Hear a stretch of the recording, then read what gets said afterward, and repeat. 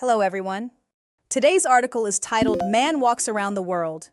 It follows the nearly three-decade journey of British adventurer Carl Bushby, who set out to walk from the southern tip of Chile back to England without breaking his route.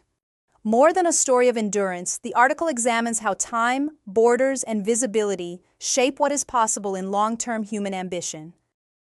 Let's pause for a moment before we move into the article. We'll watch a short clip related to today's topic. As you watch, think about what ideas or questions it brings to mind. British adventurer Carl Bushby nears the end of his 27-year global trek. Starting in Chile, he's walked through challenges like the Darien Gap and crossed the Bering Strait on foot. Now in Hungary, Bushby faces new pressures from social media, but remains focused on completing his journey by 2026. Despite delays from financial crises and pandemics, he plans to embrace science literacy after his expedition ends. Now that we've seen the clip, let's take a step back.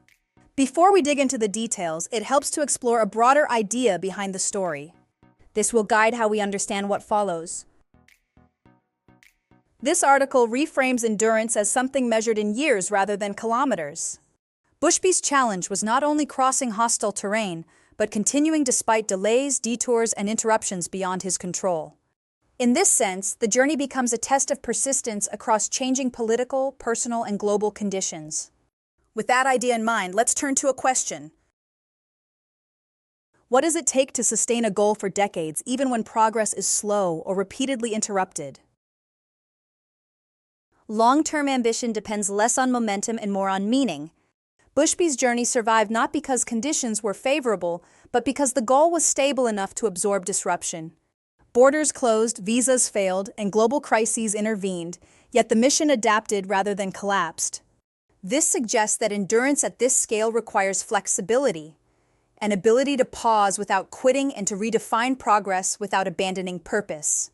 In the end, the walk becomes less about arrival and more about continuity. Now, to understand this article better, we need to familiarize ourselves with key vocabulary. We'll go over 3 important expressions, learn their meanings, and see them in action with example sentences. Let's start with treacherous. It describes places or conditions that are extremely dangerous and difficult to pass through. In the article, the Darien Gap is described as treacherous terrain. Here is an example. The mountain pass became treacherous after heavy snowfall. Next, we have emulate. It means to try to copy or follow someone's example. In the article, readers are advised not to emulate Bushby's route in today's geopolitical climate. Here is an example. Young athletes often emulate their sports heroes. Finally, let's look at visibility. It refers to how much attention or public exposure someone receives.